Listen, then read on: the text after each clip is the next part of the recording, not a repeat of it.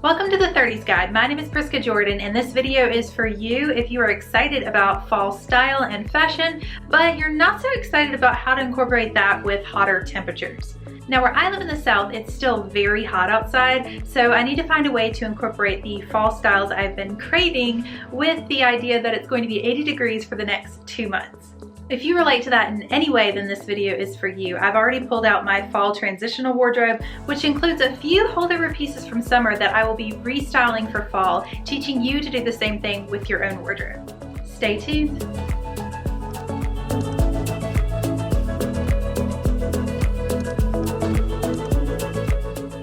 Before I pulled up my fall wardrobe, I spent a couple hours going through my spring and summer wardrobe to learn some lessons that I can incorporate for next year. The first thing I looked at was my photo album to see which spring and summer styles I really enjoyed wearing, my top outfits, and my most disliked outfits. This is how I learned that the heroes of my spring and summer wardrobe were what I call one-piece wonders, or dresses or jumpsuits that really were hero pieces just for themselves, and I could add some coordinating accessory sets that I had already set up at the beginning of the season. By knowing exactly which neutral accessories could pair with most of my wardrobe, I was able to eliminate the additional time it takes in the morning to get ready because I focused on my primary piece of a dress or jumpsuit, and then I just added my go-to accessory sets, including either my gold or my silver jewelry set. What I learned from analyzing my spring and summer wardrobe favorites and dislikes is that I like outfits that are simple and yet pack a powerful punch. I like bold colors, bright floral prints, and something that doesn't require a lot of layering. This is especially useful when I'm looking at my fall and winter wardrobe because instead of thinking about 4 layers or something, I'm thinking as simple as possible, so I need my pieces to stand out each individually. Once I finished analyzing my spring-summer wardrobe, I was ready to put it up and bring out my fall transitional wardrobe. Okay, I'm gonna be honest with you. I have a bit of a strange methodology in swapping out my wardrobe. I go through a declutter at the end of each season because I want to see which pieces I didn't wear. It's very specific the way I do this, but I think it could be very helpful for you, especially if you're dealing with too much clutter in your closet. So the first thing that I did was count all the pieces in my spring and summer wardrobe, and I had about 65 pieces. Now I'm going to keep this number in my head for next year because as soon as spring clothing comes out at stores, I need to remember I already have 65 items that I likely can't remember every one. So go ahead and unpack that wardrobe, wear it a little bit before you go buy something new. And this applies to your fall winter wardrobe as well, because before you go shopping for something new, you need to take a look at what you already own and then fill in the gaps from there. Secondly, I tried on the pieces that I didn't wear this season. There was this white blazer that I styled for a number of YouTube videos, but I didn't actually wear it out. And there are 2 reasons for that. One, it's really hot here, so wearing a blazer in spring or summer is just probably not very practical. It's very stylish, especially indoors, but I didn't go into any events that required a white blazer. And 2, I had a bad tailoring job on it recently when I was trying to shorten the sleeves, so I need to go see if I can get it retailored or if it's donezo, unfortunately.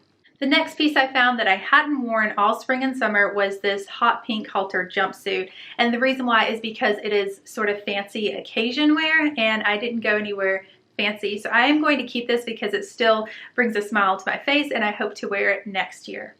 And the third item I found that I haven't worn much this spring summer is this emerald slip dress. And the reason why is because I noticed it was pilling, and so every time I go to pull it out, it doesn't look that great. So I'm going to try to de-pill it today, and if that doesn't work, then it's goodbye to that piece as well. See, when you manage your closet this way, you are not left with a lot of clutter. You're left with less stuff, but stuff that you actually use, so your style is actually going to improve as you declutter your closet. The next thing I did was sort through my scarves, shoes, accessories, things that are strictly summer, and I went ahead and packed those up as well. I know it can be a little bit challenging actually packing up your spring and summer wardrobe when the season's over, but I do this every year, and I love how the next spring all my clothes feel fresh and new to me because I haven't been looking through them or sorting through them for several months that I haven't worn them. So think of it as leaving yourself a gift for next March whenever you unpack your spring wardrobe, and it'll be easier to pack those things away now. Finally, I was ready to unpack my fall winter wardrobe and sort through and find the pieces that were fall transition pieces. So things that have a fall feel but are adaptive to my hot temperatures outside. So the first thing I did was roll out my giant suitcase with my vacuum sealed bags, which are just a really easy way to store things, especially if you live in a small space or have a small closet. I will link the ones that I have down below. I think I got them off of Amazon and they have lasted me for several years. So I unpacked those vacuum sealed bags, I sorted out the pieces that I wanted for this fall wardrobe, and then it was time to get the wrinkles out, which can be a little bit of a task. It took me about half an hour. I had to steam some cashmere and silk pieces, and everything else I just threw in the dryer with a wet wash towel and put it on high heat so that all those wrinkles came out pretty easily. So I hung everything up and got a full visual of what my fall wardrobe is looking like, so I'm not tempted to go buy something before realizing what gaps I have in my wardrobe. And then I counted all my pieces again because I want to know how much I own, and that also removes the temptation of buying a lot more stuff. I had 65 pieces, which worked out great because that's the number of hangers I have. And it also tells me that after my fall winter declutter of last year, there were still 65 pieces that I really still enjoyed.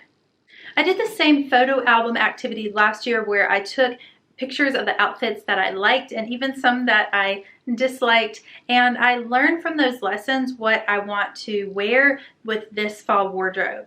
The first thing I noticed is that I really liked mixing it up with textures. So from leather to suede to knits to silk, cashmere. So I used textures as a way to give me that cozy feel, but I also mixed up where I put the texture. So for example, today I'm wearing a knit tank top, which allows for a lot of airflow and breathability. It's suitable for 80-degree temperatures.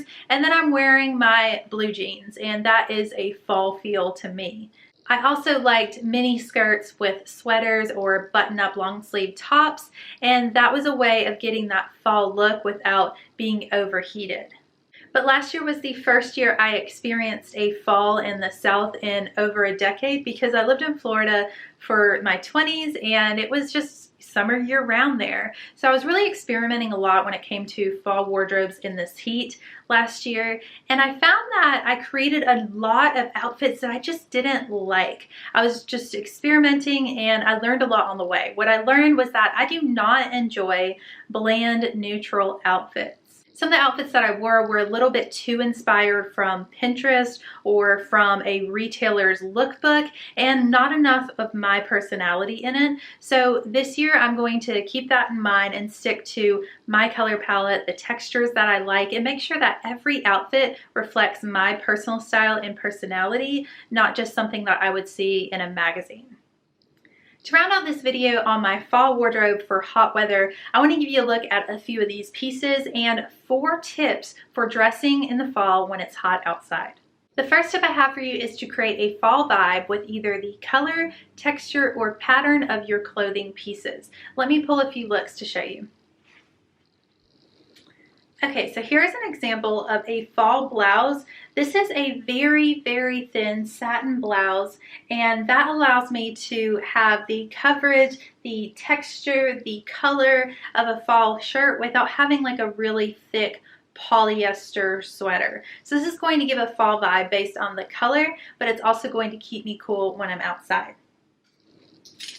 And here's a piece that I just got in. These are 100% linen shorts by a friend of mine who makes them, and she has a company called Mama Osa. She hand makes everything. And although these are shorts, which is not a very fall thing in the South, it's necessary. So going with a color that is a little bit more of a richer fall time color allows me to incorporate this in summer and going into the fall. The next tip I have for you is to balance showing skin either up top or on bottom, and that also gives more of a cozy feel. So this dress is one that I've worn many times on this channel, and I think it's one that can be worn in spring, summer, or fall with the right accessories. This is a tank dress, so it's going to allow exposure of the décolletage and the arms, which will allow for cooler breathability, but it's also got a lot of coverage because it is a midi dress. And I think with the right accessories, probably camel and brown, this will give a timeless fall outfit feel. The third tip I have for your fall wardrobe in hot weather is to stick with fabrics that are breathable, even if it's more coverage in the actual garment. So here's a good example of a full coverage dress, but this is a gauzy type fabric, which allows for breathability, and it's flowy, which if you saw my last video about staying cool in the summer heat, you know that flowy fabrics allow for your skin to breathe more and keep you cool when you're in hot weather. In contrast, avoid any thick fabrics like polyester sweaters are really popular, especially cheaper sweaters are typically polyester, and it's like wearing a trash bag. It has the same amount of breathability. So go for something that is more of a fine knit or a silk or gauzy or cotton material. Tip number 4 is to wear strategic accessories. So you don't have to do the full fall look like a New Englander. You can combine colors and textures that are more of a fall look, along with like a sun hat to keep the sun off of your face and neck and décolletage. You can wear sandals instead of boots, especially if you're wearing jeans. I found that jeans and boots are very hot together. So either choose a skirt and boots or jeans and sandals. By wearing strategic accessories, you're allowing airflow at least on certain parts of your body, which will keep you cooler in this very hot weather. I hope this video helps you as you make the transition between your summer wardrobe and your fall wardrobe. And next week I will have a fall capsule wardrobe video for you that has 3 easy outfit formulas that you can copy with your own clothing. Thanks for watching this week's video. My name is Priska Jordan, and I will see you next week with a brand new video. Take care.